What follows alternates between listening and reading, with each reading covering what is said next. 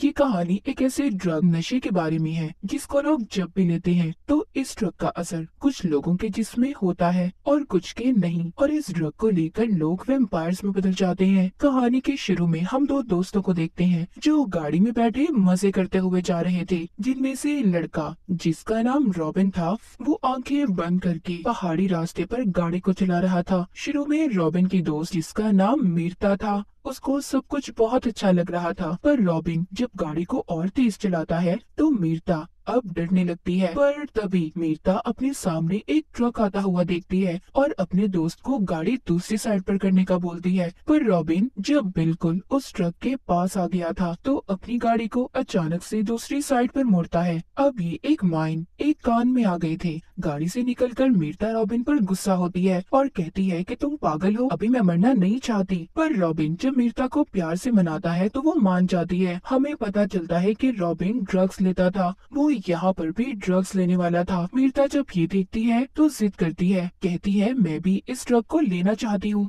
पर रॉबिन उसे कहता है, मीरता देखो मेरी जान, ये ड्रग्स बहुत अलग है, खतरनाक भी, इससे तुम्हारा दिमाग भी फट सकता है। मीरता रॉबिन से वादा लेती है कि ये ड्रग लेने के बाद तुम कभी भी इस ड्रग को नहीं लोगे, क्योंकि वो उससे बहुत ज्यादा प्यार करती थी और साथ ही रॉबिन के साथ जीने मरने की भी कसम खाती है। फिर जिसके बाद दोनों उस ड्रग को अपनी आंखों में डाल लेते हैं। उस ड्रग को लेने के बाद उनकी आंखों से काले रंग का लिक्विड निकलने लगता है। रॉबिन उससे कहता है हम दोबारा फिर मिलेंगे। अगले सीन में हमें दिखाया जाता है कि मीरता और रॉबिन की लाश हॉस्पिटल में पड़ी थी, जिसको बाहर खड़े मीरता के मॉम डैड देख रहे थे और अपनी बेटी की मौत से बहुत ज्यादा दुखी थे। इसका मतलब ये था कि उस ट्रक को लेने के बाद दोनों की मौत हो चुकी थी, दोनों मर चुके थे। पर यहाँ पर हमें पता चलता है कि रॉबिन की लाश को लेने कोई भी नहीं आया था और सब कसूरवार मीरता की मौत का रॉबिन को ही समझ रहे थे। फिर जिसके बाद हमें एक कब्रिस्तान दिखाया जाता है जहाँ पर मीरता और रॉबिन को दफन किया गया था। उनके साथ ही और भी टीनेजर्स जवान लड़के लड़कियों की कब्रें थी, उनकी मौत भी इसी ड्रग को लेने की वजह से हुई थी। तभी मीरता की कब्र से आवाज आती है और अचानक से वो अपनी कब्र तोड़कर बाहर आ गई थी।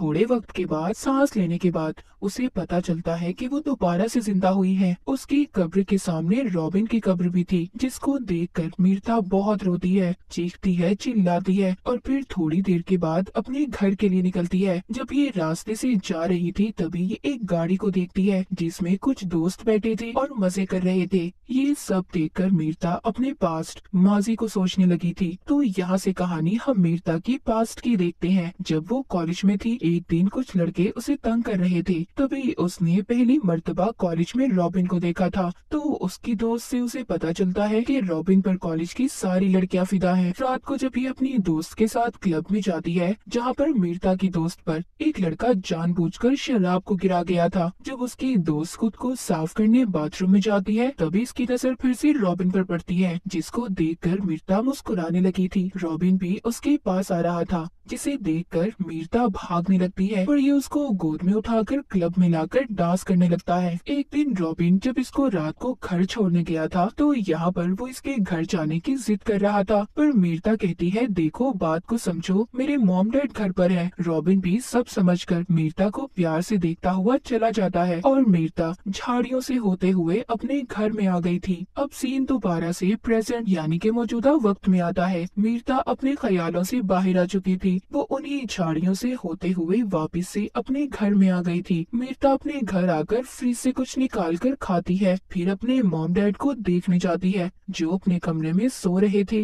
जब ये अपने कमरे में जा रही थी तो इसकी मॉम की अचानक से आँख खुल जाती है। वो जब अपनी बेटी को देखती है तो मीरता के पीछे पीछे आने लगती है, पर मीरता अपनी मॉम को देखकर दरवाजा बंद कर देती है। उसकी मॉम जब दरवाजा खोलने का कहती है तो अपनी मॉम को ऐसा कहते हुए देख वो दरवाजा खोल देती है। उसकी मॉम जब उसको हाथ लगा रही थी तो उनको उसका जिस्म बिल्कुल ठंडा लग रहा था। यहीं पर मीरता के डैड भी आ गए थे, पर मीरता अपने डैड की आवाज सुनकर अपने घर से भाग जाती है। उसके डैड जब उसके कमरे में उसकी मॉम को देखने आते हैं तो उन दोनों को अब ऐसा लग रहा था कि मीरता उन्हें अपने ख्यालों में दिख रही है। मीरता भी अपने घर से भागकर जंगल में आ गई थी। यहाँ पर एक ग्रुप के लोग उसे अपने साथ लेने आए थे और उसे कह रहे थे कि हम तुम्हारी मदद करना चाहते हैं, पर मीरता उन्हें देखकर पेड़ पर चढ़ जाती है। फिलहाल कुछ वक्त के लिए मीरता उन लोगों से बच गई थी, जिसके बाद वापिस से ये अपनी कब्र पर जाती है तो उसे अपने हाथों की नसें काली होती हुई नजर आ रही थी। ये स्याही उसके पूरे जिस्म में फैल रही थी। मीरता परेशान हो जाती है,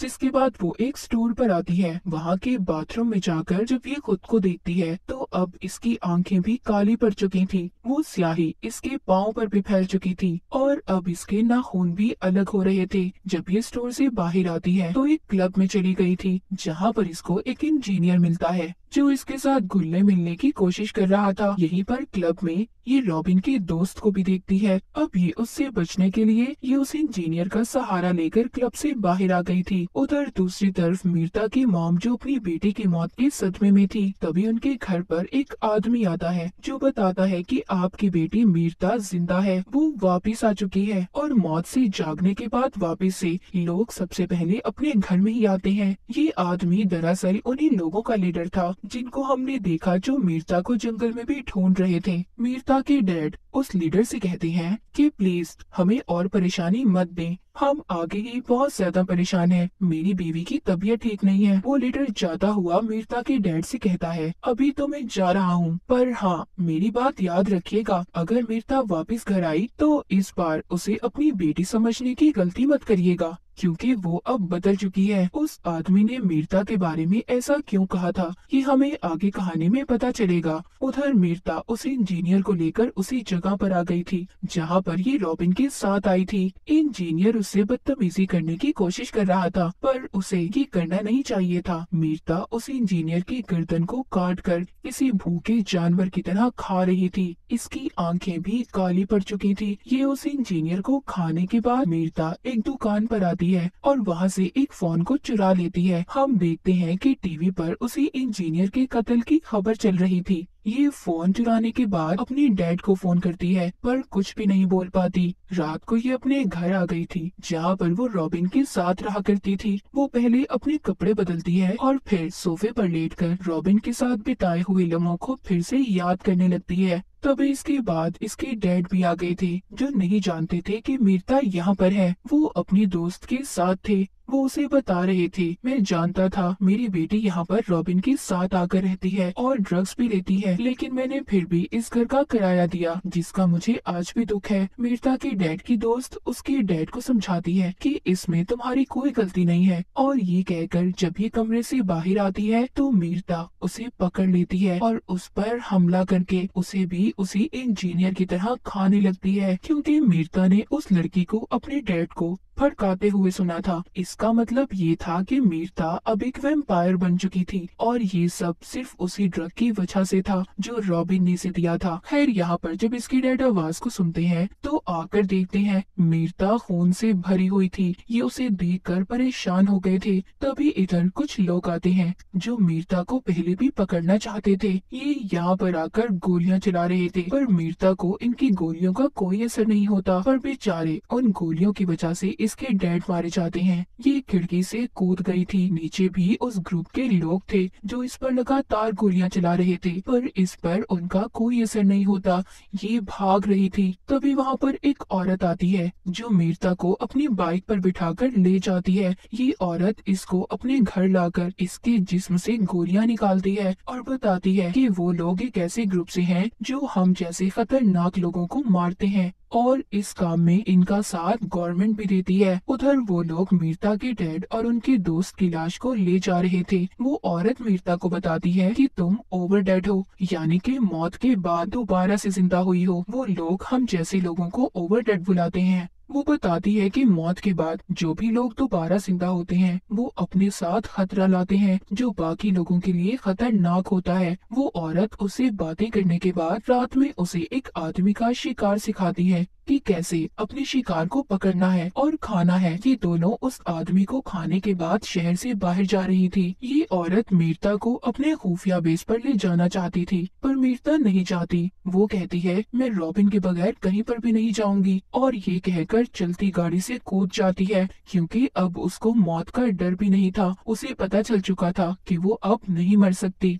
जिसके बाद ये दोबारा से कब्रिस्तान आती है, जहाँ पर रॉबिन का दोस्त उसकी कब्र पर बैठा रो रहा था। जो वो मीरता को देखता है तो हैरान हो जाता है। ये अब मीरता को अपने घर ले आया था। उसको बताता है कि मुझे रॉबिन ने बताया था कि उसे किसी जानवर ने काट लिया है। अब जब बातों बातों में ये मीरता के साथ डांस कर रहा था तो तभी मीरता की आंखें काली पड़ चुकी थी। वो वैम्पायर में बदल जाती है। जब रॉबिन का दोस्त ये देखता है तो अपना गला काट कर कहता है, मुझे भी वैम्पायर बना दो। पर मीरता तो उल्टा उसकी गर्दन से निकलता हुआ खून पीने लगती है। उधर वो औरत जिसने मीरता को बचाया था जब अपने घर जाती है तो उधर उसी ग्रुप के लोग थे जिनमें से दो को तो वो औरत मार देती है। पर उधर इनका लीडर भी था। ये उस औरत को बिजली के झटके देकर अपने साथ ले आए थे। जब मीरता कब्रिस्तान में दोबारा से जाकर रॉबिन की कब्र को देखती है तो उधर कोई भी नहीं था। पर उसके पीछे उसी ग्रुप का आदमी इसे भी बिजली का झटका देकर साथ ले जाता है। जब मीरता को होश आता है तो वो खुद को जंजीरों में ग्रुप के लीडर के सामने कैद पाती है। मीरता लीडर से कहती है कि मुझे मार दो, जिस पर वो कहता है कि तुम इतनी आसानी से कहाँ मरने वाली हो। तुम्हें मारने के लिए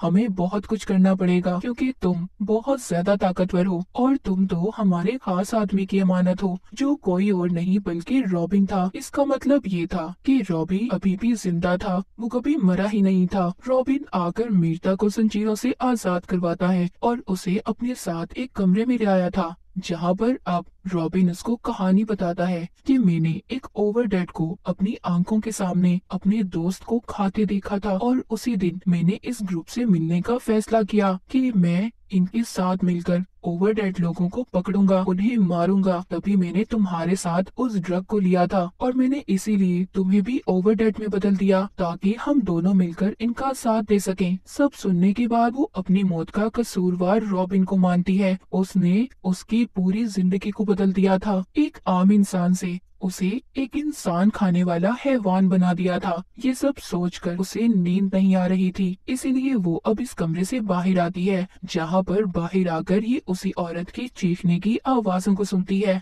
जिसने इसकी मदद की थी। ग्रुप का लीडर उसको बिजली के झटके देकर मारने की कोशिश कर रहा था। मीरता उस कमरे में आकर लीडर पर हमला करके उसे बेहोश कर देती है और उस औरत को बचा लेती है। जब ये उस औरत को बचाकर जा रही थी तो रास्ते में इन्हें दोबारा से ग्रुप के लोग मिल जाते हैं। ये दोनों को वापस से पकड़ लेते हैं। इससे पहले ये इन दोनों को वापस ले जाते तभी यहाँ पर मीरता इन सब को मार देती है। पर देखते ही देखते वहाँ पर और भी बहुत सारे आदमी आ गए थे। मीरता उनका भी बड़ी ही बहादुरी से मुकाबला करती है और उन्हें भी मार देती है। जब ये बाहर आकर गाड़ी में बैठने लगती है तभी वहाँ पर रॉबिन आ जाता है जो कहता है, क्या कर रही हो? ये मैंने तुम्हें एक तोहफा दिया है, तुम्हें ऐसा अपने जैसा वैम्पायर बनाकर। मीरता रॉबिन का गला पकड़कर कहती है, तुमने मीरता का खून कर दिया है और मैं अब मीरता नहीं हूँ। वो उसको बिजली का झटका देकर वहाँ से उस औरत को साथ ले जाती है। कहानी के आखिर में हम देखते हैं कि वो औरत मीरता को सिखा रही थी कि कैसे उसे अपने शिकार को पकड़ना है। मीरता को देखते हैं जिसे देखकर ऐसा लग रहा था कि अब वो बिल्कुल तैयार है और इसी के साथ ये कहानी यहीं पर खत्म हो जाती है।